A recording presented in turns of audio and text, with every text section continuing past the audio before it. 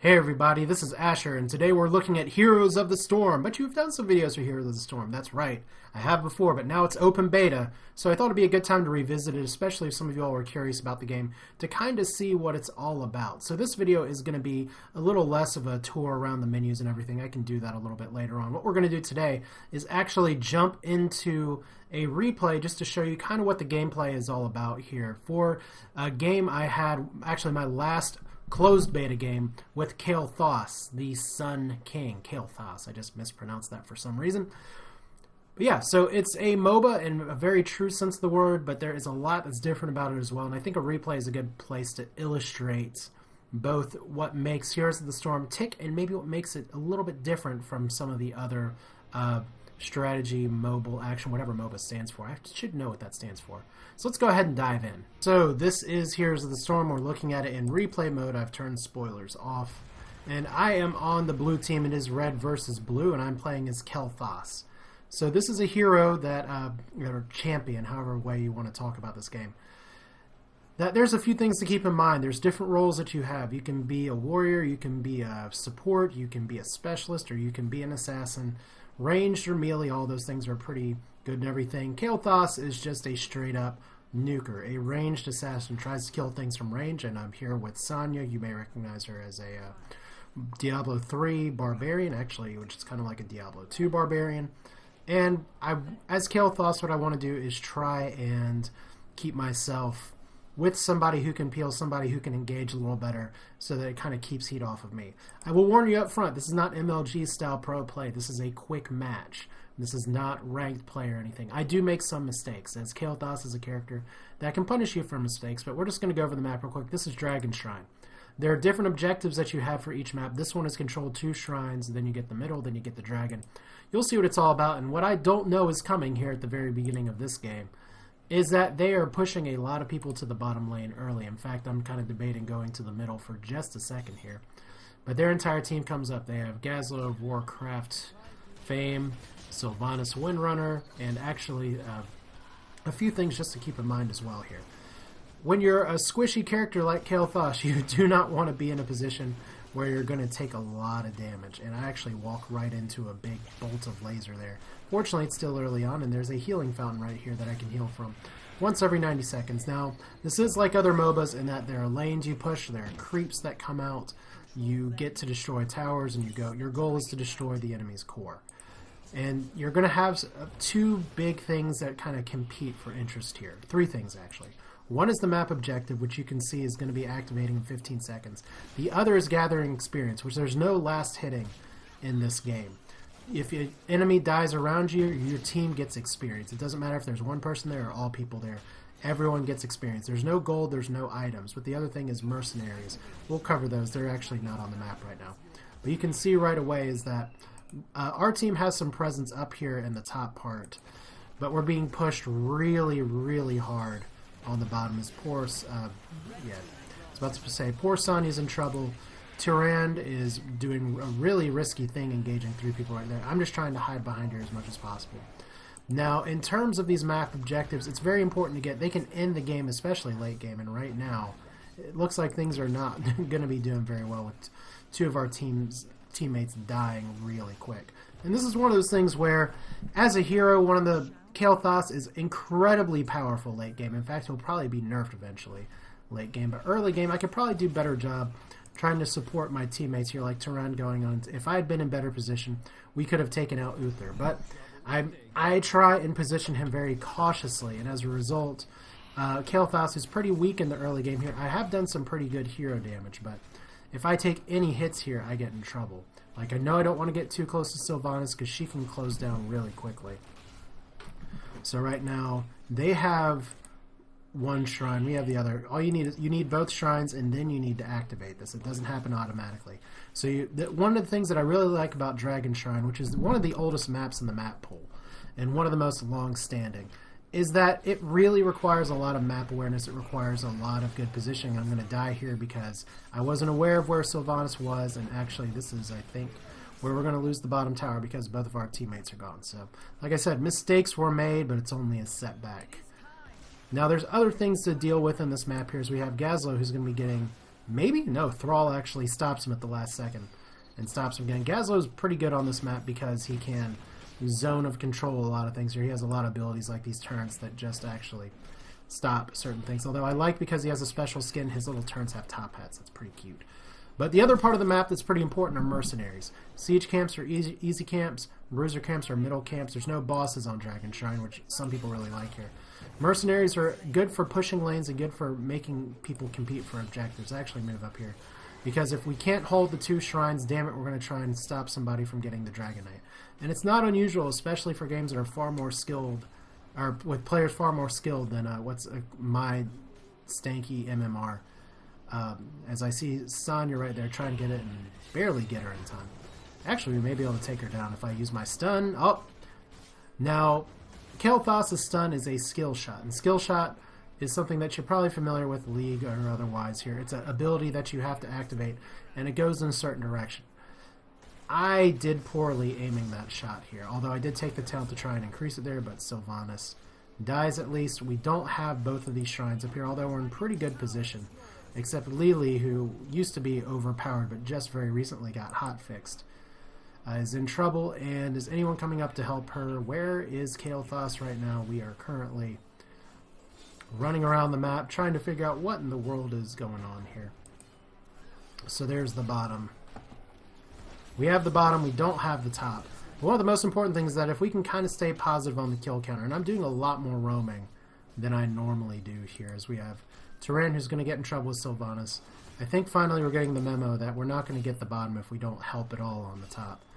Lily had to drop back, because one thing that you can do here is you can use a Hearthstone, haha, may be familiar with that item, to go and heal at your base, much like Dota 2. Well, except that you don't have to buy Town Portal Scrolls. It's just something you hotkey by pressing B. But let's see here. They have no shrine, maybe one shrine. There's still some pretty good competition between the shrines right now. And this is a little bit unusual because usually in these quick matches, it's really hard to... usually one team is significantly better than the other, either from composition or something else. But this time both of us have one healer. Actually, we have 2 supports, which puts us at an advantage, unless their Gazlo can steamroll things a little bit. Let's see if we make some good here. Right now we have our healer. We have me trying to do something, and I really should have targeted Tychus with that, but I didn't. And this is where it's important that you can actually look at replays and kind of figure things out. My health is still pretty good. I shouldn't have gone for the healing fountain there. I should have gone back, been aggressive, especially with Lily having my back. We got 3-1 right here, so can I hit the stun? Can I hit a stun or anything right now? Would be nice. Probably, once again, probably better practice is... Wow, that's pretty terrible. But we do have the possible 1 shrines. Of course, we lose the bottom shrine, and I think Thrall's going to eat it right here in just a second. Although he does have a self-heal on attack, which is pretty good. But you see, once again, I'm roaming. Their Gazlo is really known for taking out mercenary camps on his own.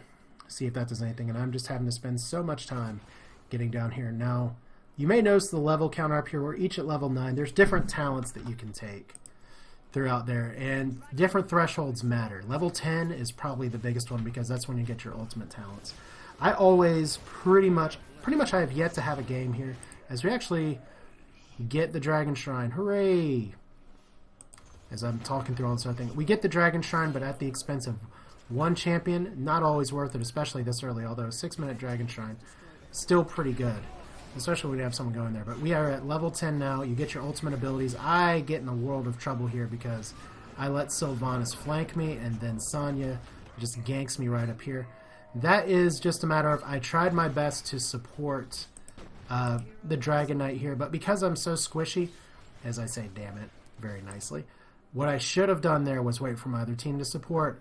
I ended up getting flanked from the back and had nobody left to go, nobody around there to run or anything. So that's really, as sad as I am that happened, that's really my own fault.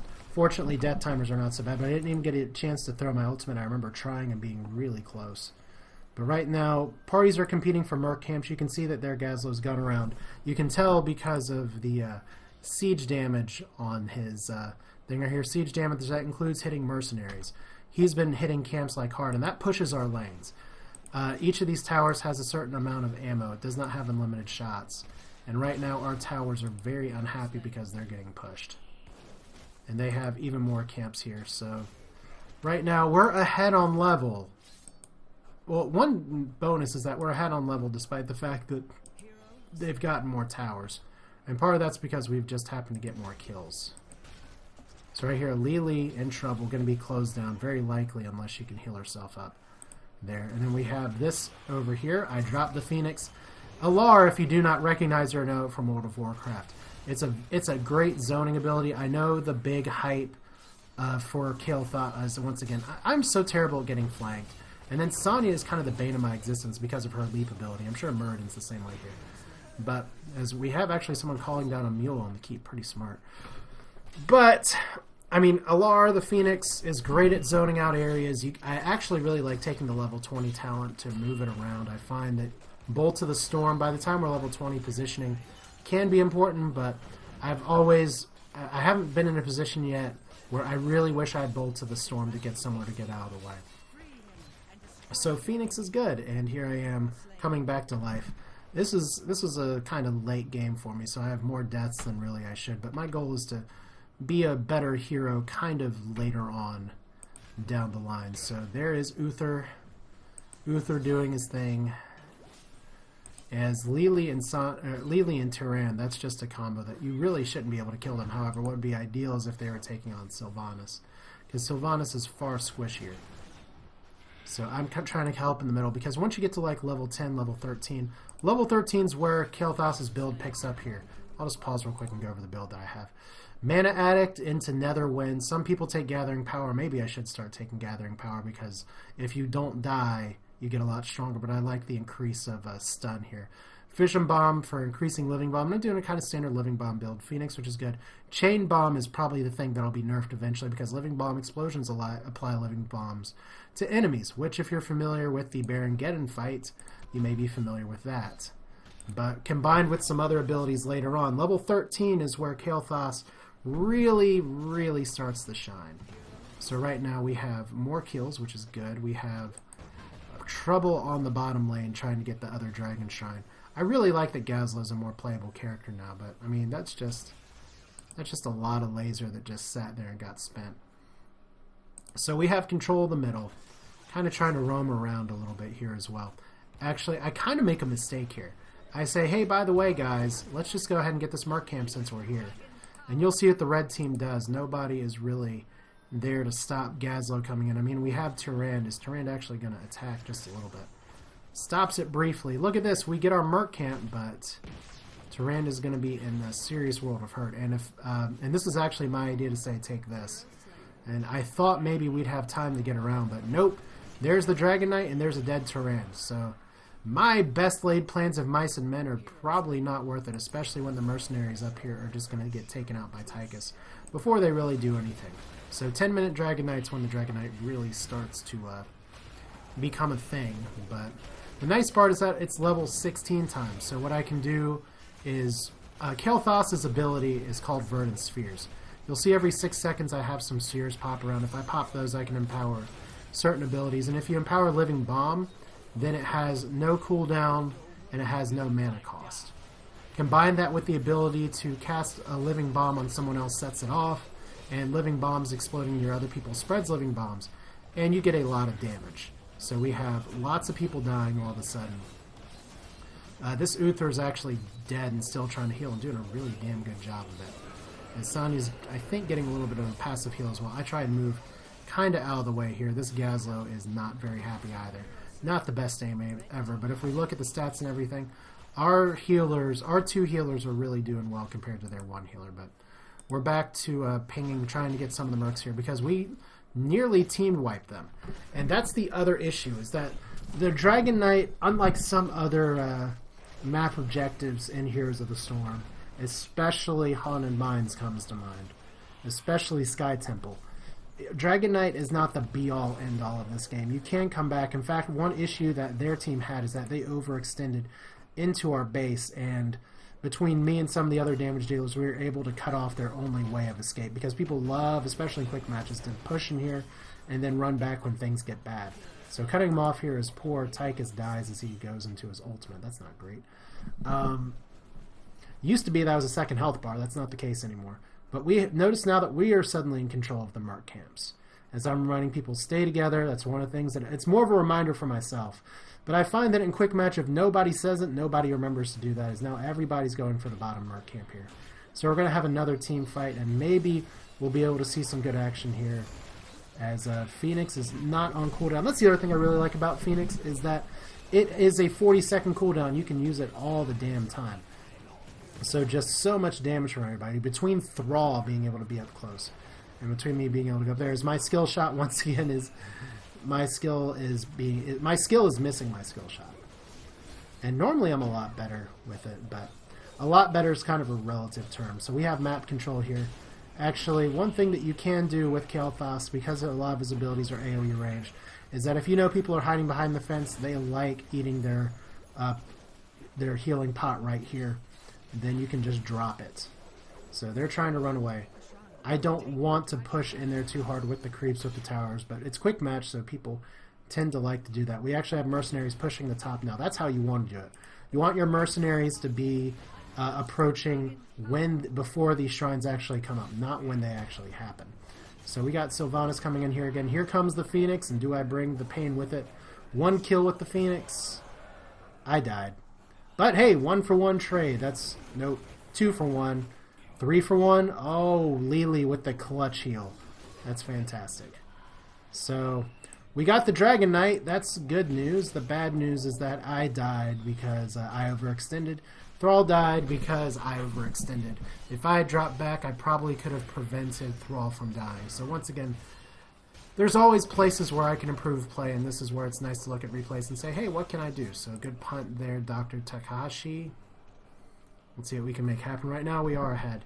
And at least on the bright side, once again, we have 2 healers.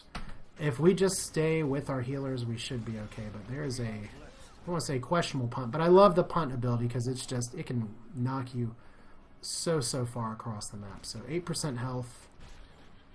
Can the Dragon Knight really do a lot? Right now he's running himself into a position where he can't necessarily escape. So quick punt. There's Tyrande, who has a good stun, but Tychus loves to chew on squishy heroes like that. Meanwhile, the rest of our team's reinforcing. I've dropped a Phoenix up here. And what do we got? Uther running off. I missed my AoE, but we have an actual engagement where multiple of our opponents are less than good health. So Lily's using her ultimate right here, which is 1,000 cups. Heals a lot of people over time really well. There's my living bomb stacks trying to go off. Uther just heals so much. Uther is one of my favorite supports to play, although... There we go. So I try and think about... Let's hear. We want mercenaries. Happen to catch Gazlowe right as he's going around here. I don't know if I get him or not, but oh my god, I hit a stun! I missed the Pyroblast. Not the Pyroblast, missed the Flame Strike. Yes, Flame Strike for all of you Hearthstone fans who love Pyroblast and Flame Strike. Kael'Thas is for you, and that is a special skin of glowy orbs and goodness and everything. So think about helping Thrall here, especially since I know Gazlowe's coming. And oh my god, I hit the stun again! And the living bomb goes off. So another kill. That's good. So level 20. Level 20 is where a lot of people say take Bolt of the Storm for Kael'Thas. I actually take Rebirth. I like Bolt of the Storm pretty well. The teleport is good, especially for escape and everything, but right now I think being able to have a longer Phoenix is going to serve us better. I mean, it's 100% uptime, and you get to recast it once, because team fights move. As much as you want to zone an area, especially in Dragon Shrine, where zoning is really good, you want to move this as well. So there's Alar the Phoenix. You never drop for me. I farmed you for months, and you never drop for me. At least I can have him now in Heroes of the Storm, so that's good. Dragon Shrines again, as we're at 16 minutes. The further the game goes on, the stronger the Dragon Knight gets. That's where early Dragon Knight not necessarily as powerful here. As I see, we have a pretty open shot to the Dragon Knight, but I want to get the team fight here. We have 3 people going after Uther. I don't know if that's the best use of resources, but this is about the time where you can start to think about, do we go for keeps or do we go for the kill? Because you die and you miss a minute or 50 seconds or something. So Gazlowe's going to go up here and take this. I'm not sure what Sonya's doing right now, because this isn't really the creep farming time. But Gazlo putting up a bunch of traps here. Thrall is gonna be in a world of pain here in just a second. Uther taking the bottom area. So everybody chased down here, and what did it do? It supported the mercenaries just a little bit, but we don't have a lot to show for it. So I'm standing here trying to defend, being ready to capture the Dragon Knight. There's Uther going up there. Flame strike on Uther. That was an empowered one, you can tell, because of the bigger circle.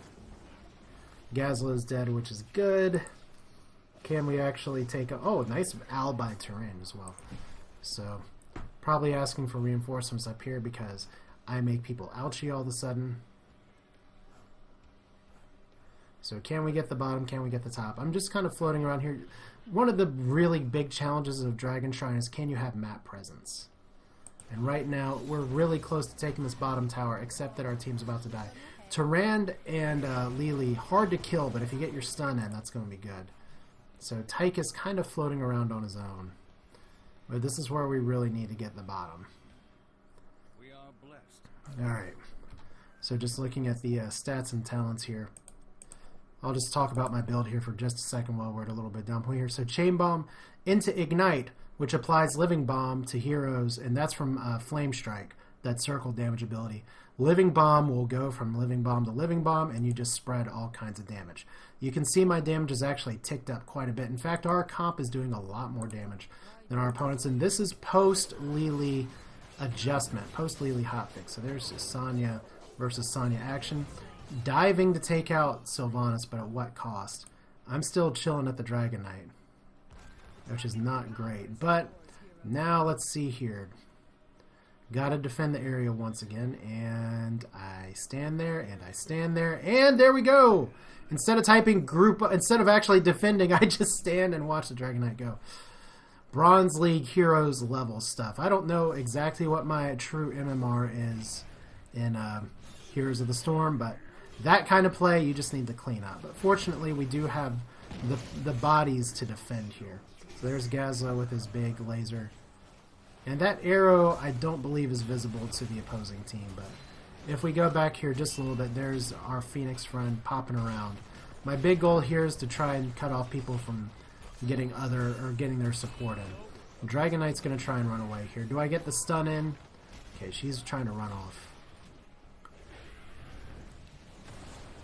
So going along. Just, like I said, this is a game where I enjoy it like other games, but I'm hardly perfect at it. So maybe not the best move by the Dragon Knight there. He's really trying to get some extra damage. I tried to predict where he's going to run, and I didn't think he'd come back just to try and get me. So, oh, beautiful Albi Tyrande from all the way over there. It's not quite basketball skills with dunking and everything, but there's the Phoenix. And here comes the team. I have my Verdant Spheres ready.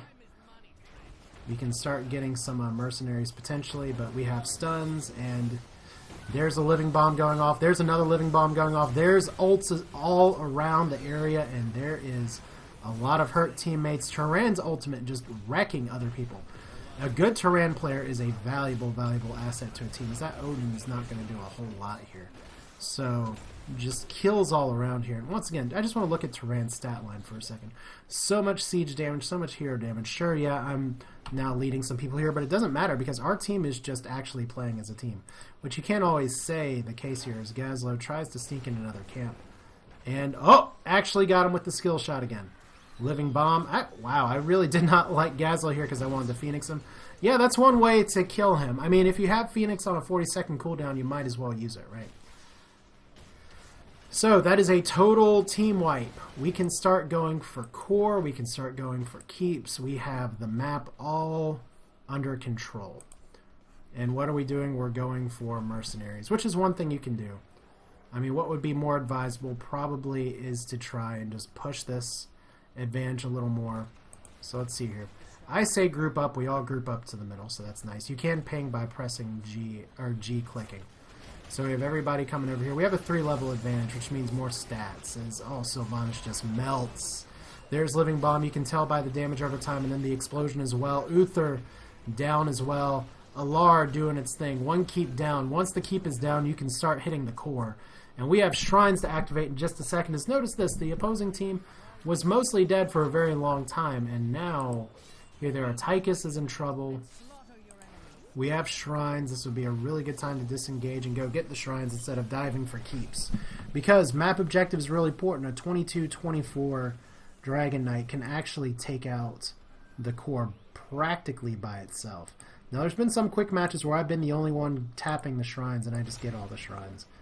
And I'm pretty sure that's not going to be the case here. But their entire team, this is where, if I could see their chat, they're probably bitching at each other because it is a MOBA. And when you're losing, you have people that tend to just want to quit all the time. I try not to be that person. But there we go.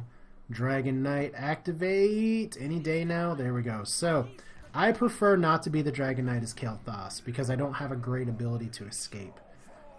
But we're just going to go straight in the middle and we're going to go straight for the core. As we have the numbers, we have our team, we have everybody in there. If there's ever a time to dive for the core, this is it. So I use a few abilities here. I punt to try and get some of their bigger heroes away here. I actually do a lot of damage as well, so you'll see me sometimes attack off of there as we have a really nice shrink ability as well. So once again, attacking the core, it has a damage shield and then it has straight up damage. That shield will regenerate over time, but once again, our level advantage is just so much here. I'm going to lose my Dragon Knight armor, but we still have numbers on the core and everything as Sylvanas is just sitting in there crying. That's game. So, good game overall. I did lead in hero damage, yay, but I would say that there's a lot of play that I could clean up here. I shouldn't be dying 4 times. MVP of that game, I would say, is Tyran. She did awesome throughout there. Lots of clutch plays, good healing.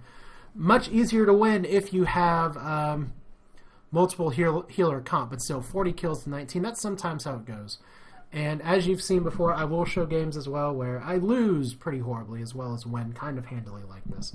But that's what a game of Heroes of the Storm looks like, and that's kind of what I wanted to show today. I'll put some other videos up to kind of guide you, tutorial you a little more through the basics of the game. But that's it for now. This is Asher. If you like what you saw, feel free to drop a line or say something in the comments. You're welcome to subscribe if you feel so inclined. There'll be more Heroes of the Storm as well as other fun gaming content. That's it for now. Heroes of the Storm Open Beta. Check it out. Thanks for watching. I'll see you next time.